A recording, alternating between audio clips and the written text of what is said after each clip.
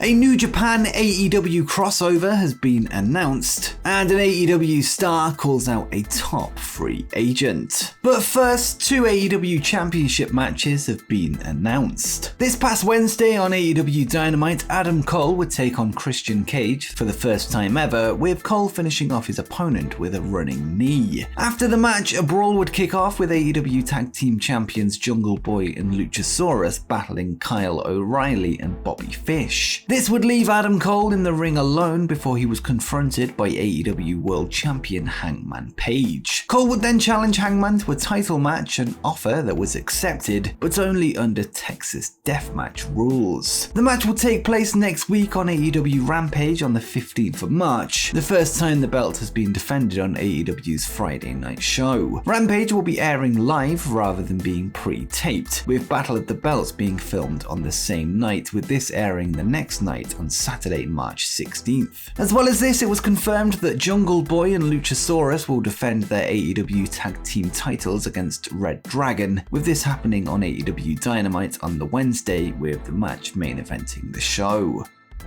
Now we have some very interesting news that could have a major impact on the future of AEW. All Elite Wrestling currently airs AEW Dynamite and Rampage on TBS and TNT respectively, both which are under the Warner Media banner. Warner Media is currently undergoing a merger with Discovery, which will see some major internal changes in the company. According to Dave Meltzer in the Wrestling Observer newsletter, Discovery Chief Lifestyle Brands Officer Kathleen Finch is set to take charge of future broadcast deals before AEW's current contract ends in 2023. Meltzer notes that the stigma surrounding wrestling, in particular the swearing and blood that AEW implements, could put the promotion's next deal in doubt, and he would write, "One very important thing in the future of AEW comes 2023, when negotiations are going on for a new deal, is that it looks like Kathleen Finch, the former Chief Lifestyle Brands Officer at Discovery, will be the person put in charge at TBS as part of the Warner Media and Discovery merger, so the station will have her vision."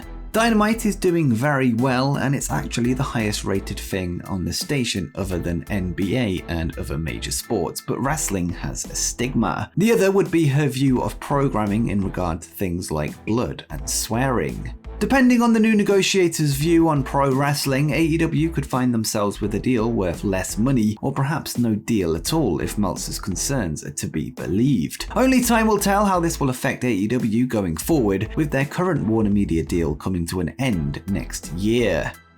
Next up, a wrestling legend is set for surgery. Speaking on his podcast this week, Kurt Angle would reveal that he will undergo double knee surgery, and he will be getting both of his knees replaced at the same time. He would state that the Kurt Angle Show podcast will continue as normal, but he would add that he will probably be using a wheelchair or walker. The surgery follows a number of injuries throughout the Olympic Heroes' 21-year pro wrestling career, where he would significantly damage both his knees and his neck. Angle hasn't been in the ring since WrestleMania 35, where he lost to Baron Corbin, with this being billed as his retirement match. There had recently been plans for Angle to return to WWE in a non-wrestling capacity, with one pitch being for him to be a special guest referee at February's Elimination Chamber event in Saudi Arabia, but this didn't end up happening. No recovery time was given for Angle's surgery, although it's likely that any future WWE return plans will be put on ice, at least for now. Next up, 2 WWE stars are now officially married. Last night, Carmella and Corey Graves would hold their wedding in Florida, with many familiar names in attendance. Wedding guests included the likes of Natalya, Tyson Kidd, Bayley, Liv Morgan, and Happy Corbin, as well as Tamina and Sonya Deville. As well as this, former WWE announcer Renee Paquette would be present alongside her husband and current AEW star Jon Moxley. Various photos of the event have been posted on social media. Carmella and Corey, real names Leia Van Dale and Matthew Polinsky, have been dating since 2019, with them announcing their engagement in October 2021. The two are currently the stars of a new YouTube reality series on WWE's official channel, although it's unknown if the ceremony will be featured on the show.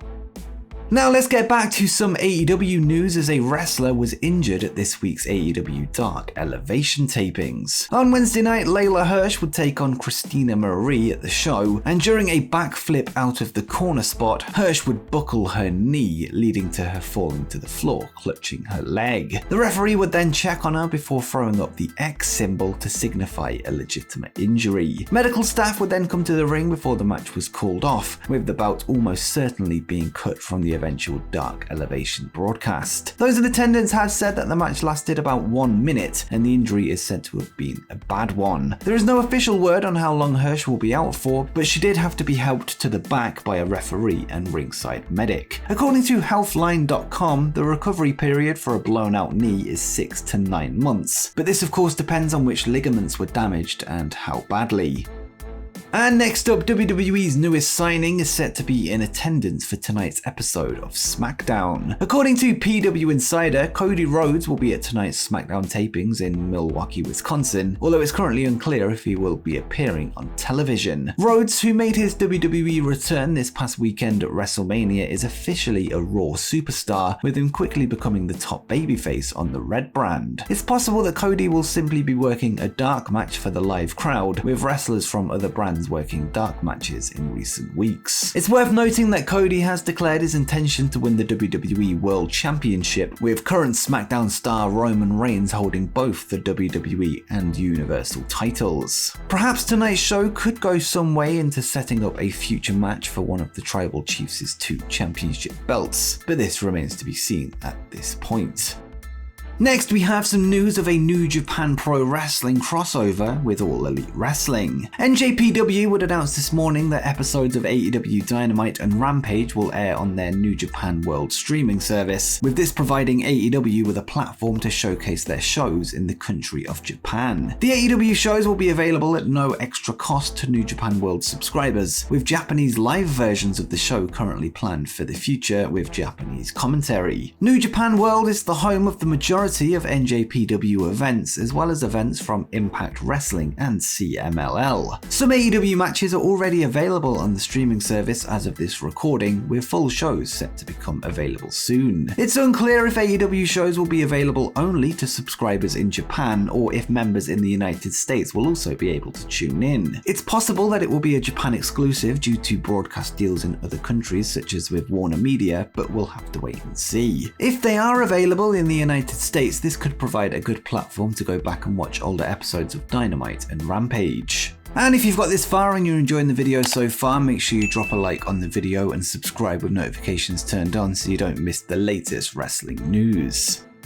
And finally, an AEW star has called out a top free agent. Appearing on the Wrestling Perspective podcast this week, Eddie Kingston would discuss his former Chikara, CZW and Ring of Honor rival Claudio Castagnoli, who is most commonly known as Cesaro in WWE. The two men have shared a ring 31 times throughout their independent wrestling careers between the years of 2004 and 2011. The last of their 11 one-on-one encounters would take place at a Chikara show in March 2021, with Claudio defeating Kingston in 24 minutes. Kingston has only ever beaten Claudio twice in one-on-one matches. On the podcast, Kingston would have some harsh words for Claudio, calling him to join him in AEW to settle some unfinished business. Eddie would be asked about who he would like to work with in the future, and he would say, "I know I say I don't want him at AEW, but Claudio Castagnoli, I would love him to be in AEW so I could smack the shit out of him because we have a lot of unfinished business. There's some serious stuff between us. I would love to end it and see if he does the right thing at AEW, but again, not my show. I don't book it. Definitely him. CM Punk definitely, at least they're in AEW, so I may have another chance at them."